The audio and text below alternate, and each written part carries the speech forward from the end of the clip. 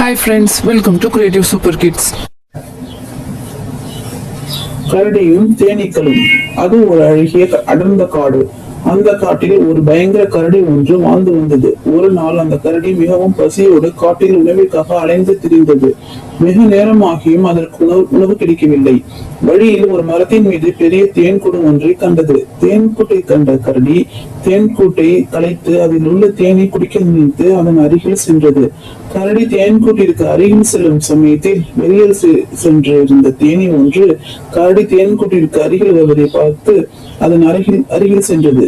கரடி அந்த தேனியை பார்த்து, நான் இப்போது இந்த தேன்கூட்டில் உள்ள தேனை சாப்பிட போறேன் என்று சொன்னது. தேனியும், இது எங்கள் வீடு, இதை ஒன்றும் செய்யாதீங்க என்று கெஞ்சியது.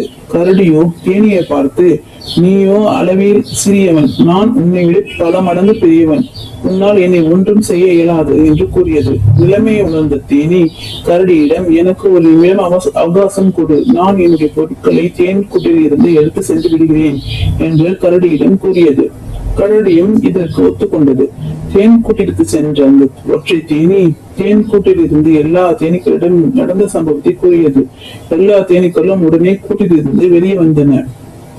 கூட்டிலிருந்து வெளியே வந்த எல்லா தேனீக்களும் உடனே கரடியை கொட்டத் தொடங்கின. கரடிக்கு தேனீக்கள் கொட்டியதால் வழியில் துடித்தது. மேலும் முளை தாங்க முடியாத கரடி ஓடத் தொடங்கியது. தேனீக்களும் கரடியை விடாமல் மிகவும் வேகமாக தொடர்ந்து சென்றன. போராட்டத்தின் முடிவில் வேறு வழி இல்லாமல் தேனீக்களிடமிருந்து தப்பிக்க கரடி காட்டில் இருந்த ஒரு ஆற்றின் நடுவில் குதித்தது. தேனீக்களும் கரடியை மறைத்து தேன் கூட்டிற்கு சென்றன. நீதி: உருவத்தை வைத்து யாரையும் அலட்சியமாக எண்ணக்கூடாது. தேங்க்ஸ் ஃபார் வாட்சிங்.